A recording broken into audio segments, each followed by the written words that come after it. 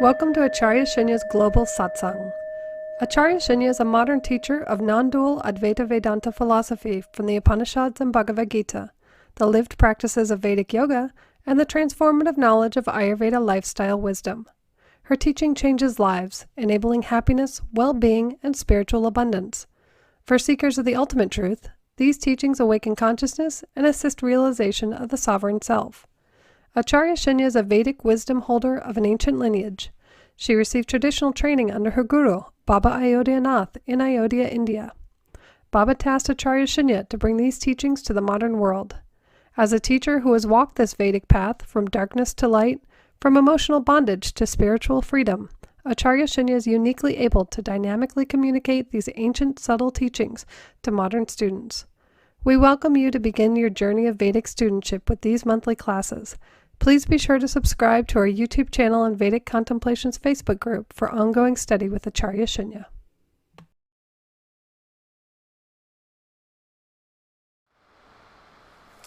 Welcome everyone, and thank you for your patience. We had some unexpected, or rather everything is expected, technical issues, and we are using a camera that was not our first choice. But everything somehow has come together, and I'm going to spend some time with you. And the word I and my student team, Soham and Aparna, used before this satsang was, let's wing it. What does that mean? Let's wing it. I think it means let's use our spiritual wings to cross a territory that feels difficult to walk. So I want to share a story with you. If you've heard it before, it may still inspire you. But my body has certain genetic coding because of which a lot of people who have that find it difficult to walk. They're often in wheelchairs. They're in a lot of pain. They're in opiates or steroids, multiple surgeries. I too have my challenges. I'm not without them. But probably I'm the best I could be. And though I've had years when I could not walk, many years ago, a whole half a year gone in bed, in pain. But it's not happened for a long time now. I've been on the world stage now for 2+ decades. There are certain students who've been studying with me on a regular basis. They meet me, see me, and I've been walking. There are times I walk very fast, almost like I'm running. So the difference between who I was and who I am now, that gap is filled by knowledge, Vedic wisdom of Ayurveda, yoga, and Vedanta, which is what my lineage specializes in from India. And one day, when I was still young, maybe 14, 15, 16, I don't remember the exact year, I was in a lot of pain. I couldn't walk. And my teacher, who was also my grandfather, walked into my room, stroked my hair to comfort me. I had my head in the pillow. I was crying. Girls of my age were leading a life of youth, fullness, capacity, ability. And there I was, needing to use crutches to go to the bathroom. And I looked at my grandfather and I said, I can't walk. Like I was stating the obvious. And my grandfather said, yeah, that's why you now need to fly. And not the 15-year-old in me, but the eternal being in me with a 15-year-old body understood the invitation. He asked me to use resources that I had never used before, spiritual resources, to compensate for what was not perfect within me, and then to go even beyond the compensation mentality, to reconfigure and recreate and release into the world who I am today. I invite you through all my teachings where you can use your wings and not be so distressed by events and circumstances in the world, in your relationships, in your body, that your soul cannot reach its destination. Once a month, on the first Sunday of every month, I like to sit down with whoever wishes to join me in my global spiritual classroom, the Satsang, and have deeper conversations. And if I were to follow all the media trends, I should have kept this appearance max 10 minutes, because I understand that people don't have the attention, the interest, the focus, the ability to be with a teacher for a full 2 hours. But I've noticed that many of you come even before I go live and stay right till the end. Share your joy, comments, share my teachings on your channels, and come back to my Facebook community, Vedic Contemplations, and share your comments there. Some of you send me letters through my website. You're watching my teachings, the deeper teachings like of the Bhagavad Gita. You're finding your wings. So one, I wanted to take a moment and just congratulate you. Congratulate the inner being inside you that is eternal and is seeking knowledge of its own eternal nature. I too join you with that spirit. And I would like to have a conversation with you even more deep than ever before on this satsang. Because 43 years ago, my mother left her body on this day. I was 10. I had just turned 10. In March, I had turned 10. And a 10-year-old's journey to seek the mother outside her, as in try to find nourishment, love, unconditional acceptance, led her nowhere. There's a very special role which very specific people, like a mother, plays for us.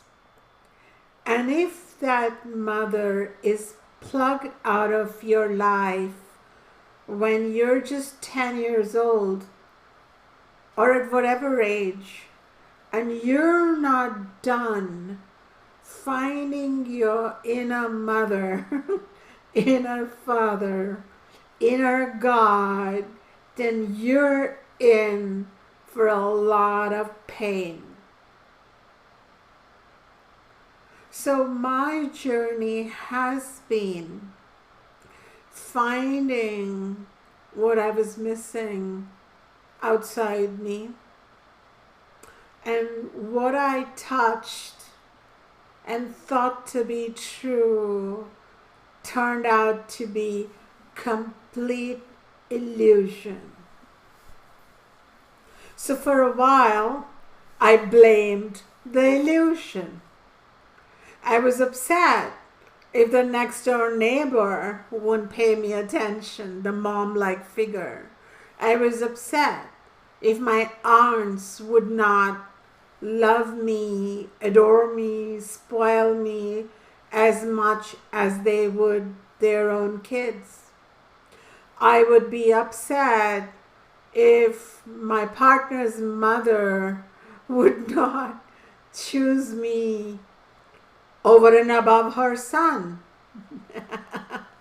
So I created a bunch of self-created suffering instead of accepting that if the socket has been yanked out by a universal intelligence, when I was still young to make sense of it, then there has to be a profound reason for this level of quote-unquote tragedy. Because according to the Vedas, which is the wisdom from ancient India, the parent wisdom behind yoga, Ayurveda, non-dual teachings of Vedanta, which tells me that this whole universe is not against me. I'm more powerful than I know.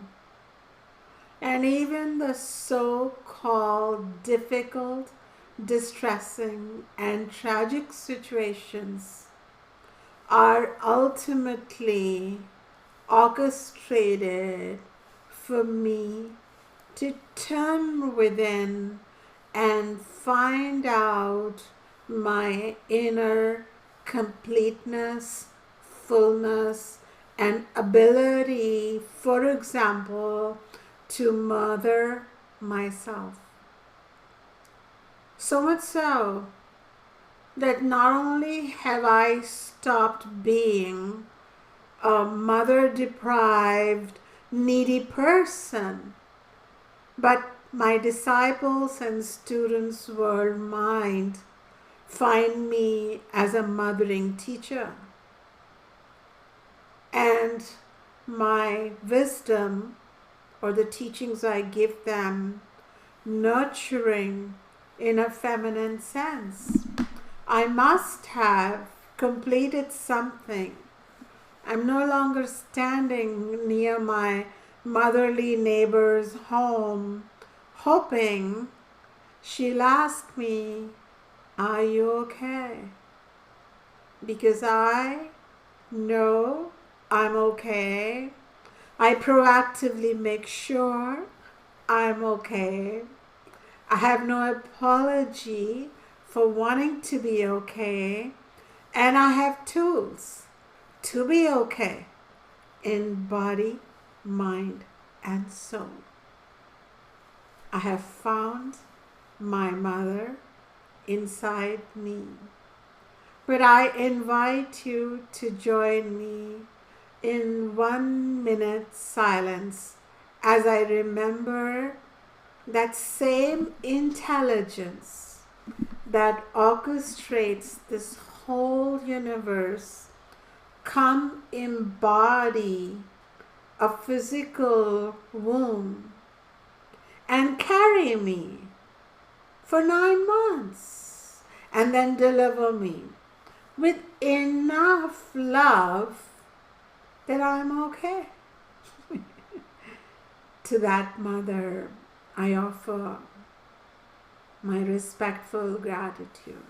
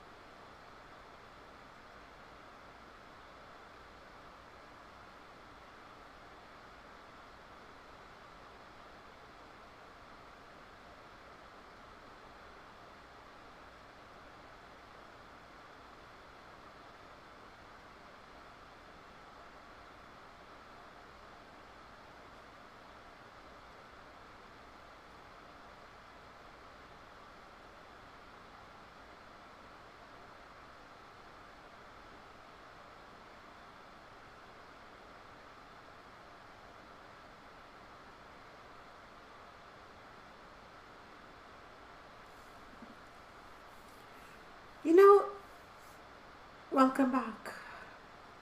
And in this respectful silence for supporting me, thoughts may have gone to your own mother, her presence or absence in your own life. Was she the mother of your dreams? Was she the mother that you didn't want?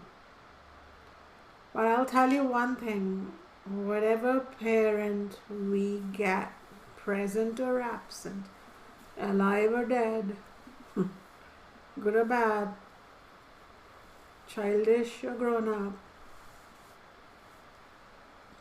we're being nurtured through that, through their absence and through their presence, through their mindfulness or through their unconsciousness, because those are the deepest teachings that universal intelligence, divine allness wants us to have. Not like a punishment, because for a long time it felt like I was punished, but is a gift. Because when you complete the cycle of grief, then anger and delusion, but then you get exposed to knowledge, and then you turn everything around and you look under the rock. It's not creepy, crawly things, but beautiful seeds waiting to come up and grow once you remove the rock of your judgment and expectations and disappointments. You remove that, and what may grow within you is understanding, compassion, and ability to fill your own gaps. Yeah. So let's talk more about how to fill your own gaps spiritually when I'll be back. Welcome back. If you were ever taken from your home to a place, you are not told where you are going, and you show up there and you are told, this is your family, this is your house, these are going to be your gods, this is going to be your race. And by the way, because your gender is this, you are below that gender. And just in case you have a mixed gender, then, well, think about it. And what would you do? Would you want to go back home? At least would you want to ask, why am I here? Why do I have to subscribe by these rules? By the way, why do I have to wear this body with this set of genitals? Why do I have to worry that God with that set of genitals? Masculine, feminine. Why do I have to go by this rule book? And who said that I must make it in this realm? But we don't ask.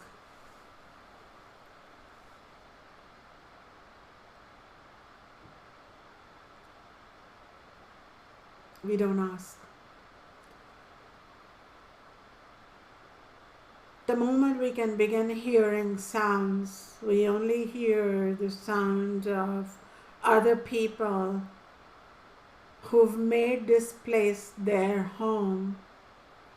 And they're all busy, interestingly, trying to not only make it, but get ahead.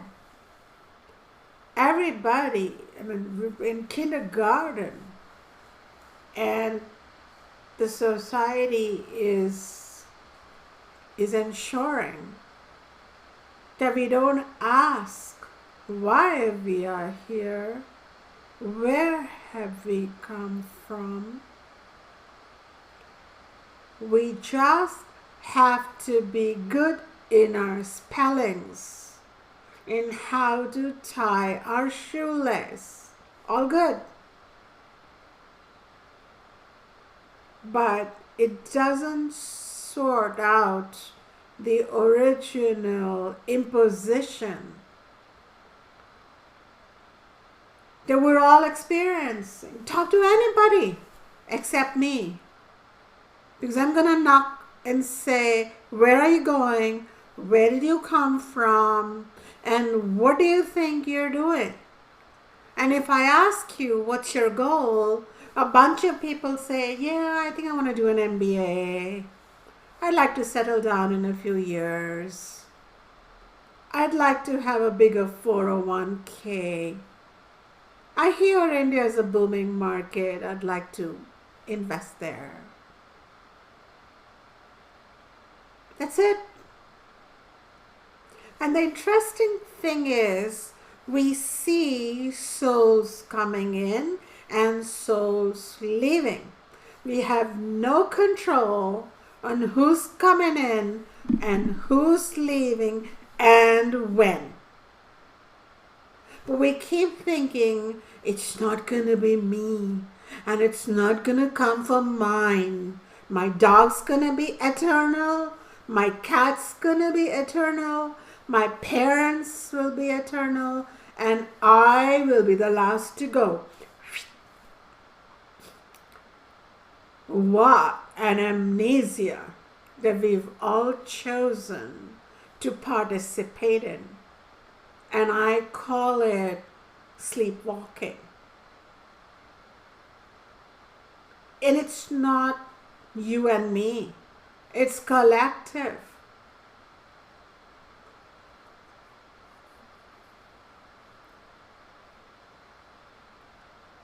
It's like we've showed up in Disneyland and all that matters is, did you watch the parade? Oh, did you go to the Pirates of the Sea? That's it. Nobody knows why we're in Disneyland, cosmic Disneyland. Why are half the people wearing costumes? Where is who we knew and met some time ago and loved and was attached to? We don't ask. So this not asking, this acceptance of what is, despite the presentation of evidence that this is a very ephemeral, transitory, impermanent situation, We try to make it as permanent as ever, right from our friendship bands to our marriage knots. Oh yeah, we're choosing what doesn't live here, permanence. Everything is impermanent, and yet we try to create so much permanence that even when we visit forests, some of us etch our names on the tree trunks until rules had to be made to not, trash nature. Or we make little love signs and write our names in the toilets. Permanent love. Ah. Excuse me. But this sleepwalking needs humor because it is suffocating. And until we are there, never ever asking the question, why? We are in the realm of the shadow. It is only when we awaken enough to begin asking the critical questions, or bothering to listen to teachers like me who are not trying to seduce you with here's this mantra. It's going to make you all powerful. It's going to make all your chakras vibrate. Here, have this yoga breathing. Oh, it's going to just make your prana go. I want to talk to you about, do you know who you even are? Who are these people that you're so clinging to? Who was my mother? Why did she make a guest appearance? And who are these people coming and going in my life like logs of wood on a river? Sometimes they meet up and journey on the river together, and sometimes they are taken far apart, never to meet again.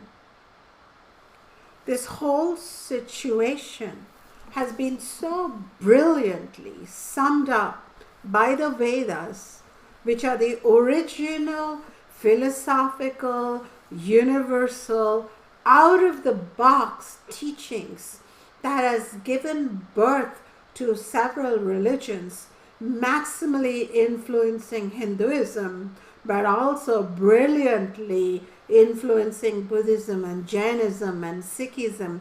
And that's why all these religions are very realistic. And they all ask you to awaken and not just get over the moon trying to doll up the dollhouse made up of candy floss. I mean, you can stop watching this satsang anytime. The only tool you have in this realm is choice. Some of my students choose to stay close to my teachings.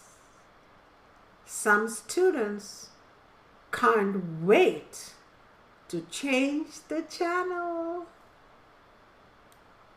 So there are two pathways, pravritti, nivritti. The pravritti pathway is the pathway that takes you deeper and deeper into the cosmic Disneyland. I mean, don't get me wrong. I've been 3 times there. I love it. Planning to go there again. As long as I know how to come back home. You won't like it if once you go there, only death can free you from it. So when I see the world as a place of imposition, then the Vedas and all the religions and spiritual paths that came from it called it samsara. Samsara comes from the concept of that which is constantly rotating, constantly changing, constantly circling, and souls come in, go round and round, and then souls exit. Then you enter, you go round and round, and you exit. There is a kind of samsara in the mind, and in my previous satsangs I've talked about it. In my upcoming book, The Sovereign Self, I've exhaustively showed the way of how to come out of your mental samsara. Today, I want to talk about this cosmic samsara, which I talk about in my future book, not titled yet. But the point here is, if you're going to enter samsara, there are 3 reasons we get caught up here. One is Maya.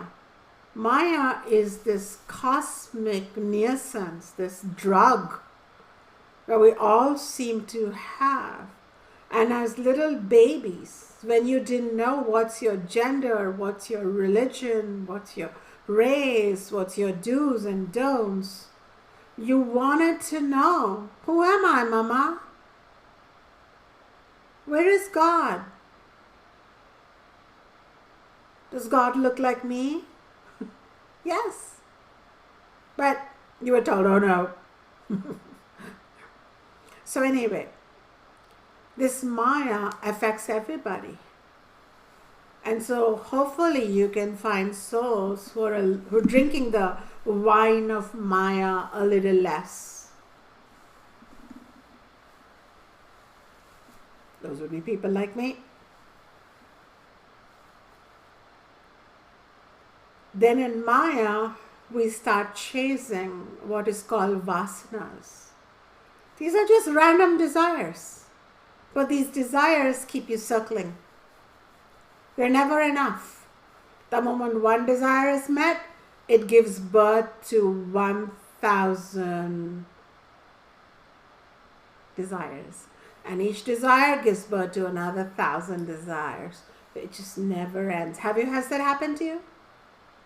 You want somebody to say they love you, then you want them to move in with you, then they want you to marry you, then they want to put the clothes away, then they want them to be nice to your parents.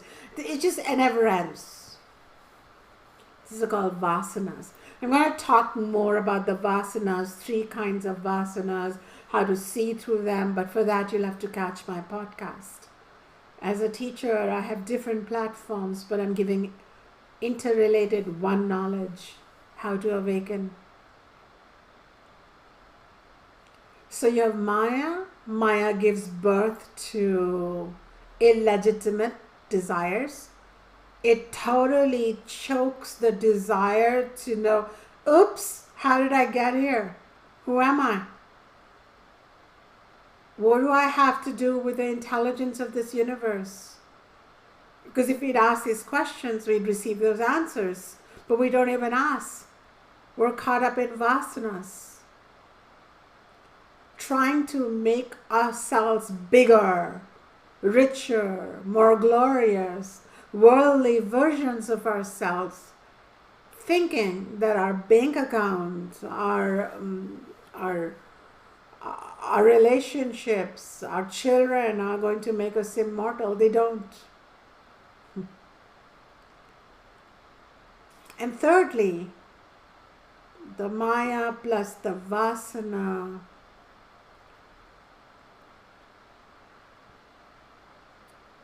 makes us perform karma. And this is something the Vedas notice, that this is not an ordinary Disneyland. This is a cosmic confusing plane of existence. If you eat ice cream in this Disneyland, you got to keep eating ice creams. Whatever are your actions, they lead to similar circumstances. Action leads to the consequence. As you sow, so you reap. So we keep performing actions which are grabbing, grasping, greedy, selfish, self-isolating, self-glorifying, but the small self. So we reap loneliness, soul poverty, darkness. And the issue with karma is that if you've sown a karma, its consequence will come find you. In the meantime, you might lose the body because the body is perishable. It's made of matter that doesn't last more than 120 years max, according to the Vedas. So then you go find another body and you come back and then you go, where is this stuff coming me from?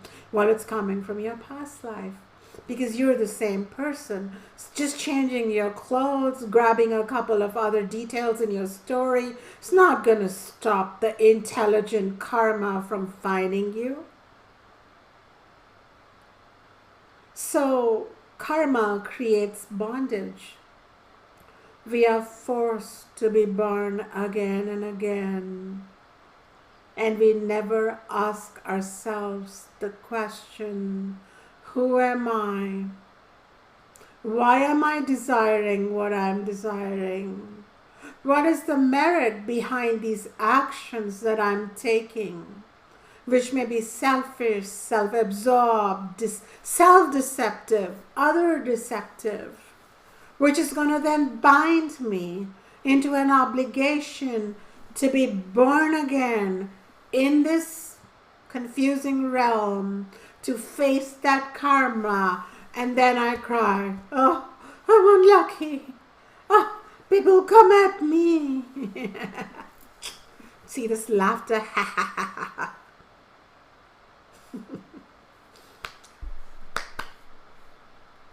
I can't tell you how liberating it is to keep your head above Maya, not be caught up in scripts, not teach a class because I better teach a class to be famous, but to teach a class because done right you're suffering and I've suffered and we're done. And it's time to ask the question, who am I? Why am I here?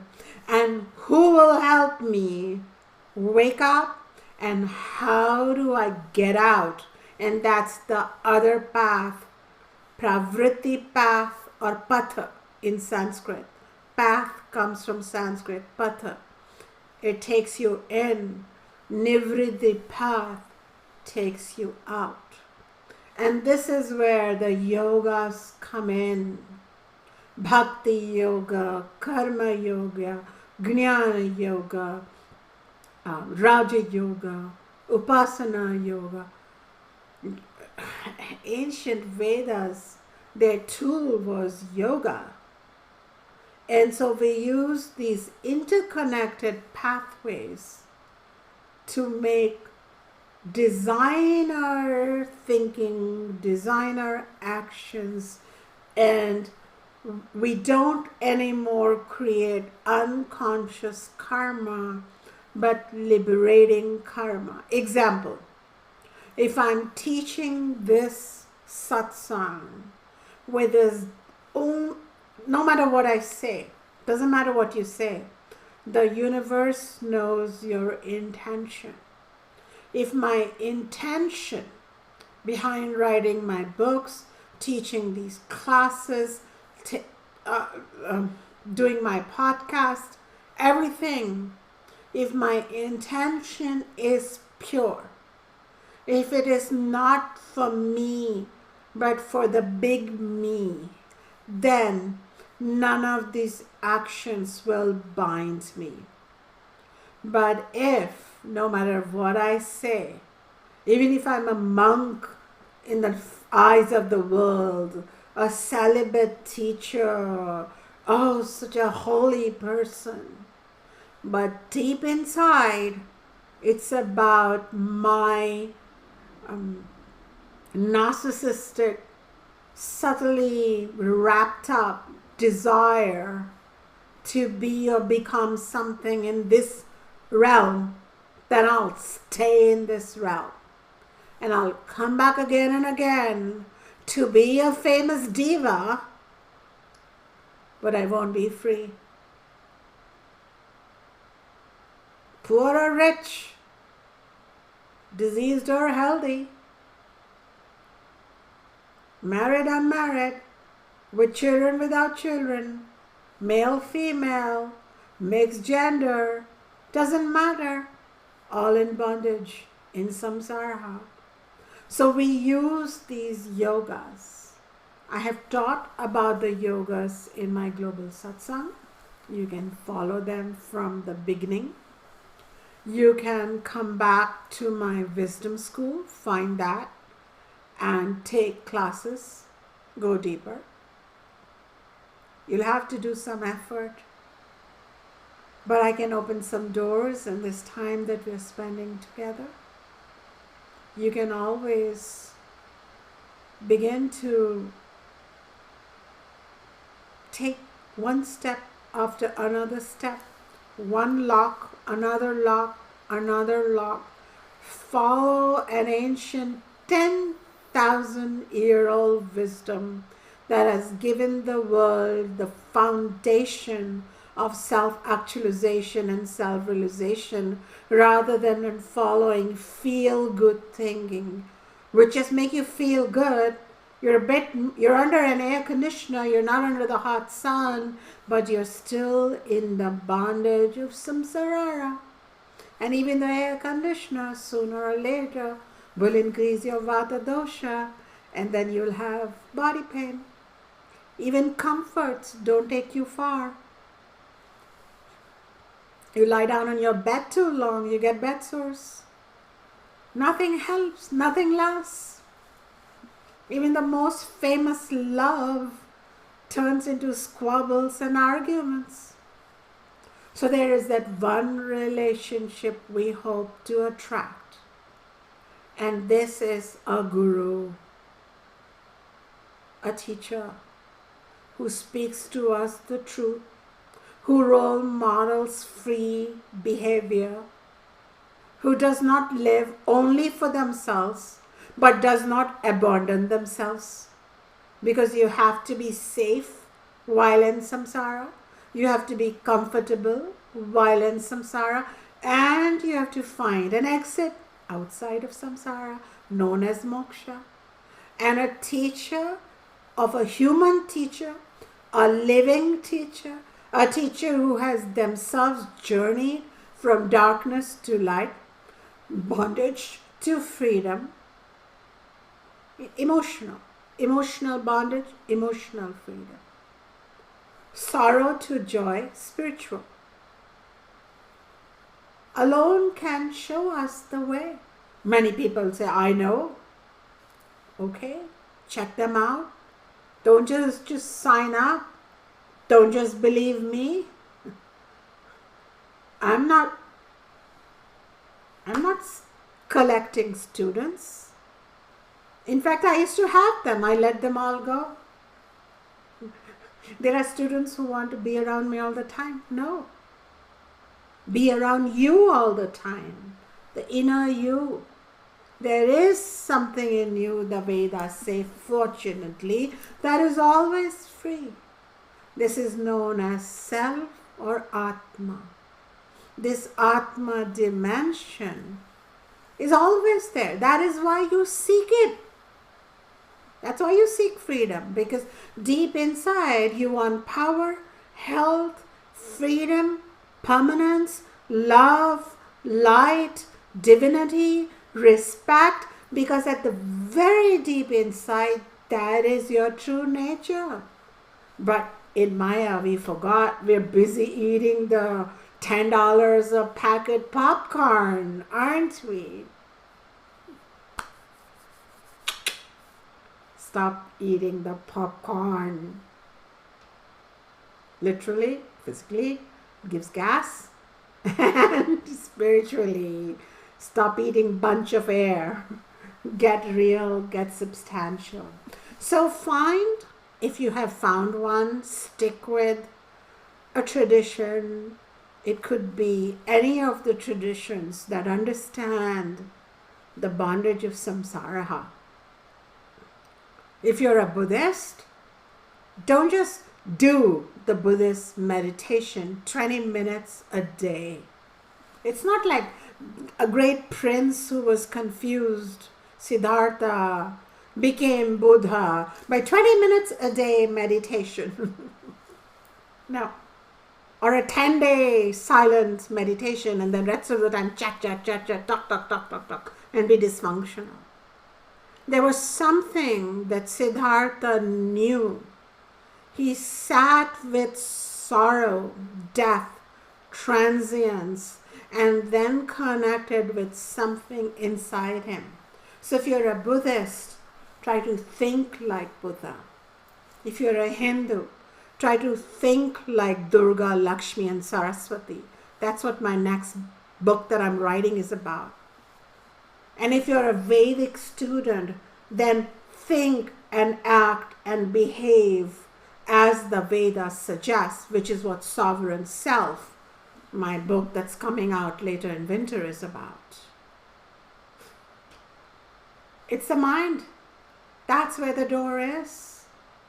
But if it's going to be caught up in Maya, the drug that makes us become an accomplice to our own sorrow, because of which we get filled with crazy vasanas that are never enough. So our core belief is I'm not enough, when actually you are enough. You're overflowing. Because of which you perform karma, and then because of that karma, you're forced to take on another body to deal with karma return. And then you perform more karma. And then comes this good karma of this class, this knowledge. Wow, you must have done something for me to talk to you the way I'm talking to you.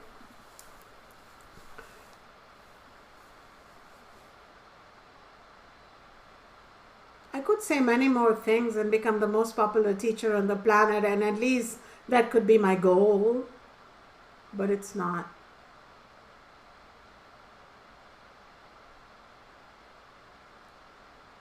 I'm not so invested. I feel a separation from this planet, from all of you. And from that separation comes unconditional love to tell you this truth. On this global satsang that maybe I'm talking to 10 people, who knows? It doesn't matter. Or 10,000. Whoever is ready karmically to receive this knowledge and go further shall go further. But remember I told you, your only tool is choice. Despite Maya making you fall asleep, despite vasanas that are living like seeds in your subconscious, popping all the time, making you feel restless, despite the law of karma that captures you, you still have choice. In this minute, you have choice, and you are the conscious creator of your next moment because of the choice you exercise in this moment. And this is where we have complete freedom. Like I have a choice minute to minute while I'm doing this satsang to go into a safe mode, a scripted mode, a pleasing mode, a popular mode, a trend mode, or I can stay anchored in my fiercely authentic inner goddess self and speak from there to your goddess true self. If you like what I'm telling you and you want to own this inner authentic space, write to me one word: authentic. And as you write, I'm going to take a minute break to drink some water, because I, who is beyond thirst and hunger and needs, becomes thirsty and hungry and needy once I wear a body made up of matter. See you back. Welcome back. We are talking about how to find an exit out of bondage. Exit out of bondage does not mean death, because that's just not exit necessarily. It is an exit until re-entry back with a new body, back into Maya, Vasana, Karma, another story, meeting same old characters, same old situations, until we achieve what is known as moksha. Moksha is a Sanskrit word. It comes from two root words, moha plus kshaya. Moha means the delusion that I am only a physical body with my relationships which are physical. And kshaya means the end. If I thought that I'm just a physical being, then the death of my physical mother would be a permanent tragedy. While I miss my mother as a physical daughter, I also know now, through knowledge, that my mother lives in this tree behind me. My mother comes to me in the eyes of my favorite little baby boy in a dog body. And when he comes and hugs me, it is the same as my mother.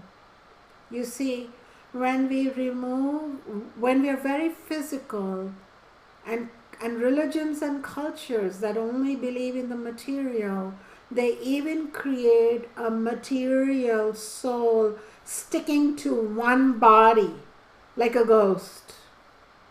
But we see the true being as pure consciousness that is boundless, all-pervading, sees no differences, and a little blade of grass, a little toad, my biological mother, the grand sunrise, they all get woven into this cosmic soulful poetry.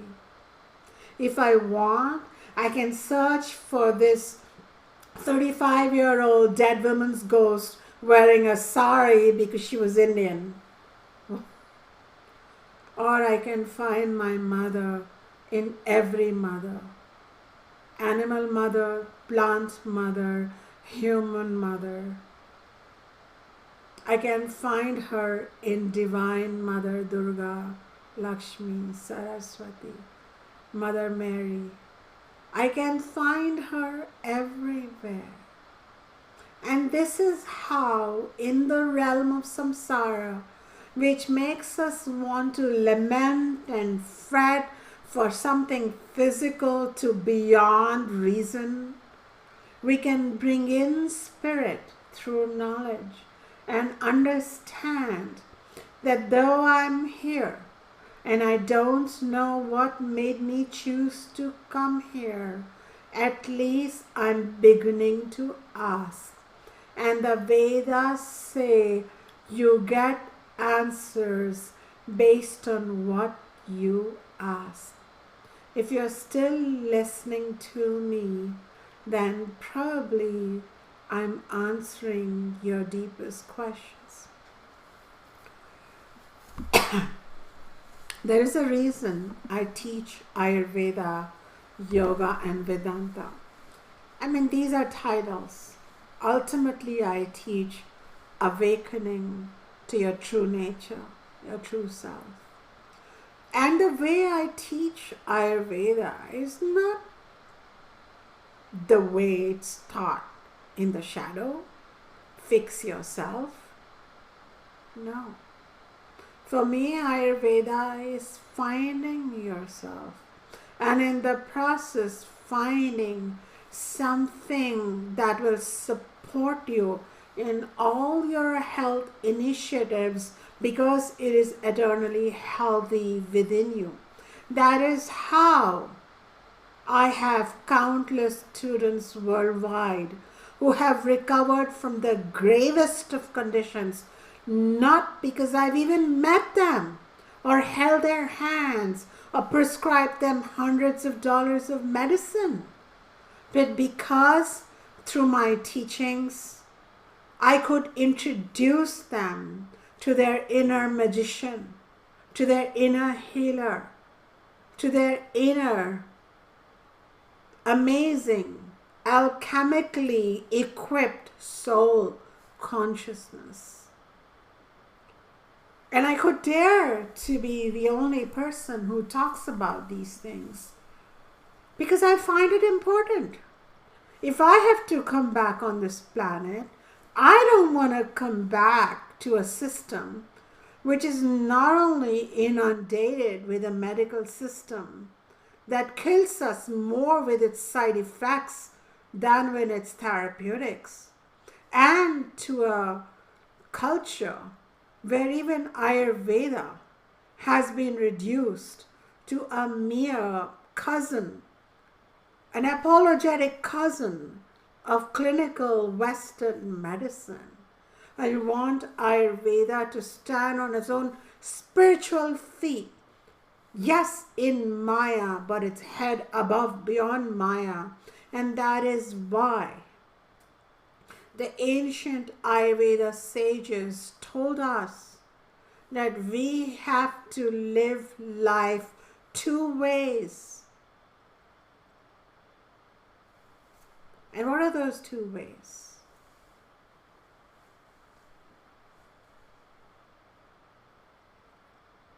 There is two parameters of health.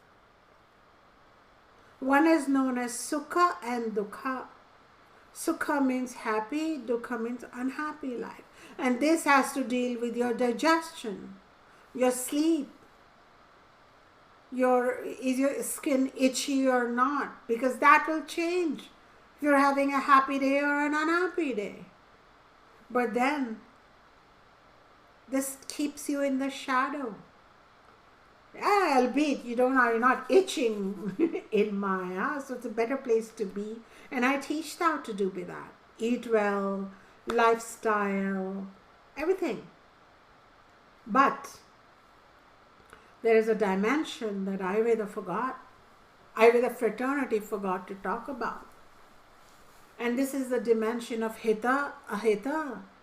Hita means, are you leading a life that's going to help you, that is beneficial to your spiritual goal of awakening, moksha? This is mentioned in Ayurveda. Or is it ahita? Whatever are your actions, your friends, your family, your choices, your profession, is it leading you opposite into more bondage? Hita hitam sukham dukham ayustasya hita hitam manam cha tacha yatroktam ayurvedaha sauchayate. 5,000 years ago, health was not merely limited to a selfish, itch-free, pimple-free, diarrhea-free body. Health was an acknowledgement of your spiritual potential. Everywhere I looked, health is only about the body. Lip service, even in Vedic science. I'm done. So I created my own Harry Potter school of Ayurveda. Yoga. It cannot just be body postures. Yoga is the breath of ancient India. And yoga does not belong to people. Stop studying with me the day I offer you Shunya Yoga. Yoga is only one. It has very clear 4 subparts. Actually 2. Jnana Yoga, Karma Yoga. Karma Yoga then gets broken up into Upasana Yoga. Raja Yoga is then a subset of that. It's all a big tree, but it's one. And Yoga means union with the truth, despite living in the realm that makes you believe in the shadow.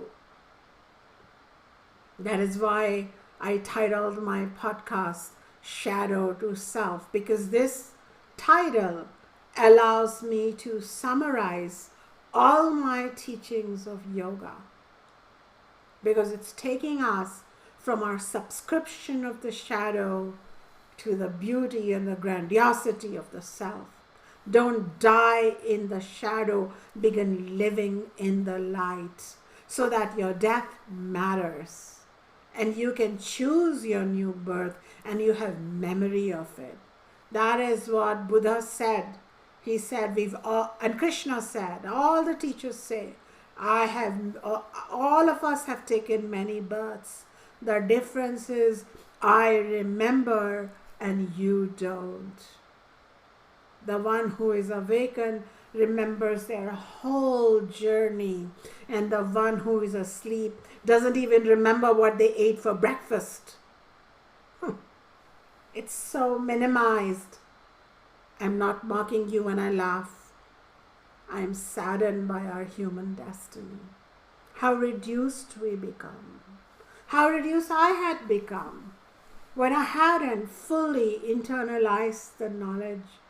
I can only thank my karma and the clarity that Lord Krishna gave. He said, if you begin the work towards moksha in one lifetime and yearn to know who you are, what's your true home and your true potential, then even death will not end this process. And in the next lifetime, I will see to it that you are reunited with your teacher, with the knowledge, your path, until you reach your goal. I believe that whatever was my inquiry in previous lifetimes allowed me to be born as the granddaughter of a great Vedic scholar saint, Baba Ayodhya. So don't let your age come in the way. That's a shadow. Oh, I'm 83. How can I think about these new topics? Doesn't matter. You're an eternal being. And the Vedas say, whatever you most think about in a given lifetime will ensure what kind of life story, parents, womb, country, culture, path you are born in. Now, when we are unconscious, we just get thrown around.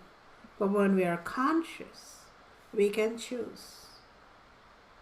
We get to have a vote. Retain your vote.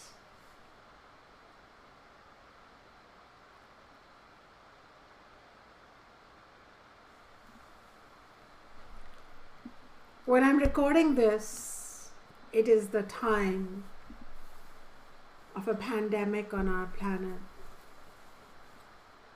The Maya realm has a pandemic. we are in bondage to deal with the good times and the bad times, not only in our personal life, social life, but our collective life as souls in bondage in one planet. Let's make the best of it. May the lockdown, interesting word, huh? We think we're going to be free of the lockdown when we can go to the mall, when we can go to the movie hall. I'm inviting you to be free of the lockdown of samsara. But you can use this time to rewatch my satsangs if this is speaking to you. When I first started out as a spiritual teacher in California, I wouldn't say things like watch my satsangs. I thought people will do it. But even the best intentioned people fall asleep the moment they stop listening to me.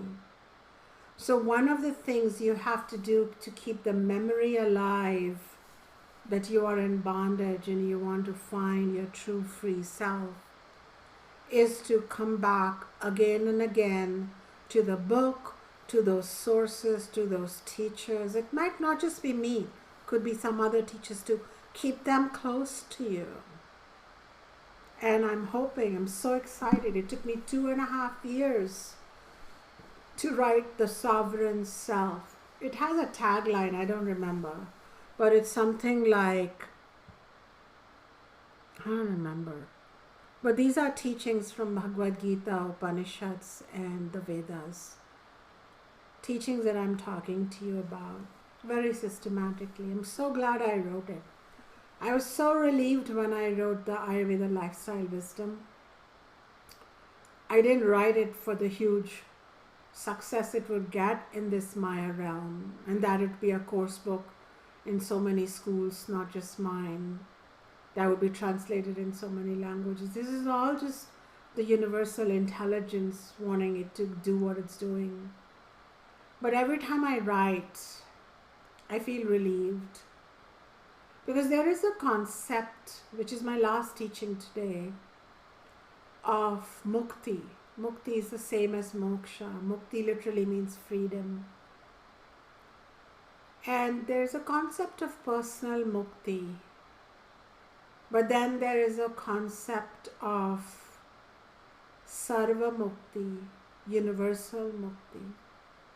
In Sovereign Self, I talk a lot about your personal freedom in relationships, in professions, how we get caught up by roles, how we get caught up by our own false beliefs. So it's a lot of opening that I teach, which I had to go through because I was born in the woman gender. I was born in a patriarchal society. And even though my family is Vedic and progressive, I didn't meet that everywhere. In fact, I met quite the opposite. I still get some emails from so-called male pundits from my country of origin who ask me how I dare to be the kind of spiritual teacher I am, married and everything. But I broke free. I am free. Not even broke free. Well, I walked free. But then my life doesn't end here. See, that's the thing. When you realize in non-dual teachings that the self in me and the self in the other and the self in all beings is the same, then it can't be just about your own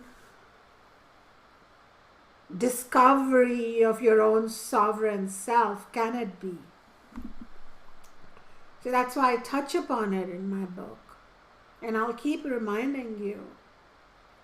We not only have to awaken fully, but we have to then become conduits of that light. And we can't do that by writing a book. Oh, I wrote a book. I wrote a bestseller. So I'm the conduit of light. That's just all shadow-based, self-declared diva-ship in spirituality. So I'm not saying that I became a conduit because I wrote a book. I'm saying that because I was already changing lives for almost 3 decades, that inner conduit is giving birth to books. And those books are helping people I could not possibly talk to or connect one-on-one, or even in my retreats or anything. Never ever meet them. But I can be a conduit of that knowledge. Because it's the knowledge which is the teacher. I have benefited from that knowledge. So we are not a personality-based tradition. We are a knowledge-based tradition. I bow to the Vedas, Bhagavad Gita and Upanishads, whose mere drops have helped me shed my shadow.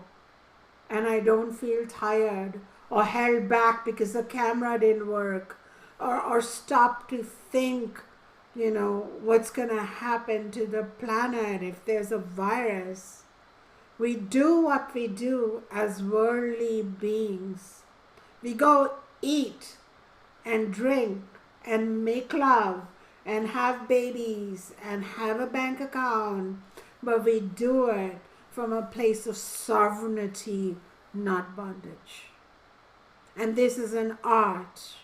And that art is what I'm now beginning to explain from my YouTube channel, which you are listening to, from my soul circles, which are my online classes, from my alchemy course, which makes you physically sovereign, emotionally sovereign, from my books. I invite you.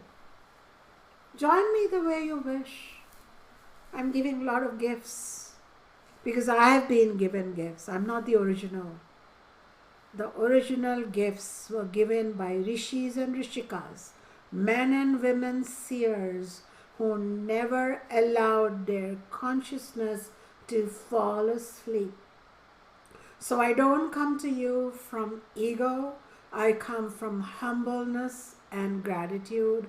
And I remind you that some of us are walking with an obligation for sarva mukti. We're not just done with our own selfish happiness. We show up and keep showing up and will show up till our last breath in this body until everyone awakens. If you are my student who is offering, volunteering your service in my mission, please accept my gratitude. At the same time, know that this is exactly what we are meant to do by supporting the spread of knowledge that awakens us from the nightmare of samsara. Let's go easy on birth anniversaries and death anniversaries. Let us do that by remembering what is eternal amidst us.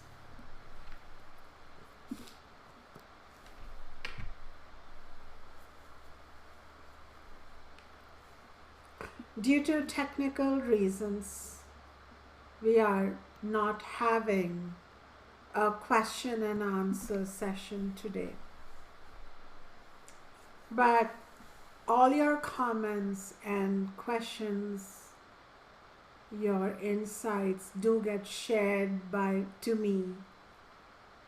And so I would like you to take a moment as I chant to write your comments.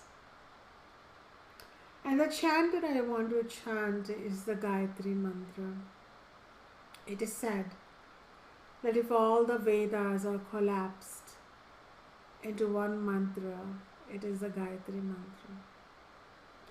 And through this mantra, we are asking for just one thing. We are asking that Supreme Intelligence, who we give names and call them our gods and goddesses, but it is really one divine Mother, Father, Intelligence or hermaphrodite intelligence. It is pure consciousness. It's beyond gender, body, form, name. You can call it Buddha, Jesus, Rama, Krishna. It makes complete sense. But it cannot be limited. So to that divine allness that I like to remember as Divine Mother,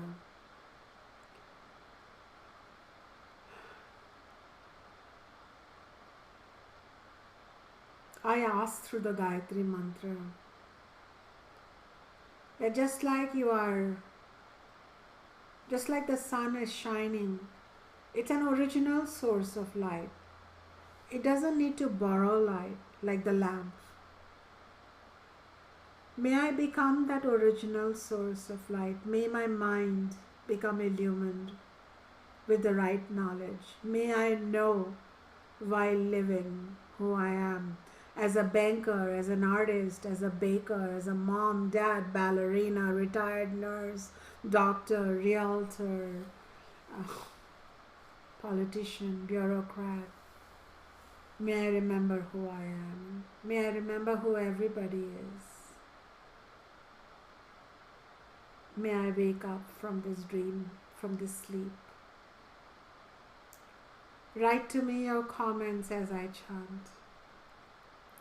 I would like to know your questions too, so I can address them in my podcast, Shadow to Self.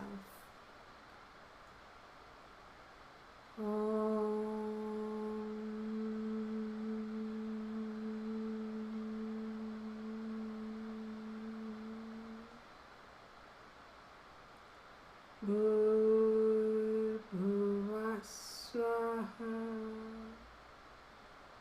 tat savitur varenyam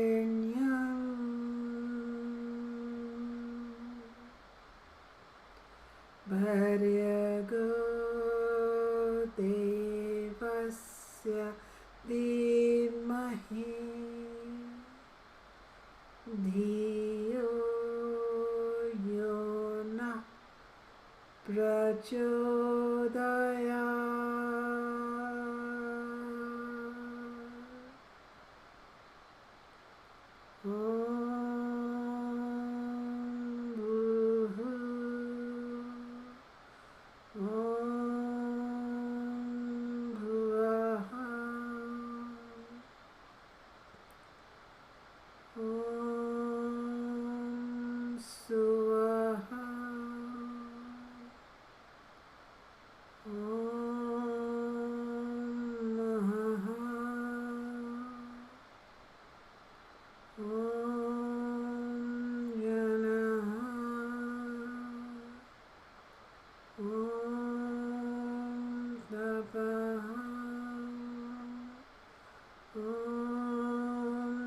Satyam tat savitur varenyam bhargo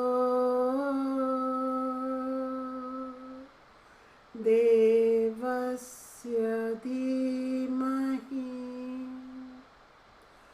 dhiyo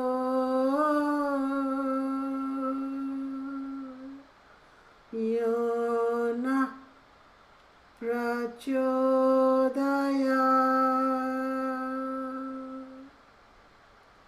Om Shanti Shanti Shanti.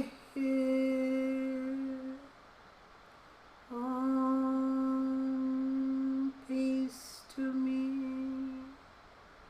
Om peace to you. Om peace to all beings. Tat savitur varenyam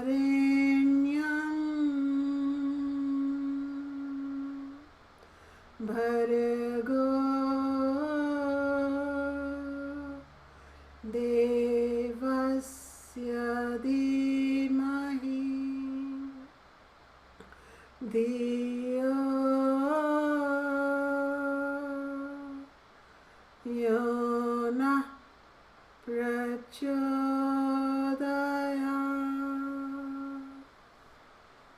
Om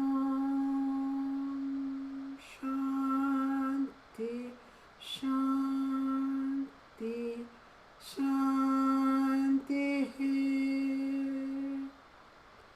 Om peace peace peace.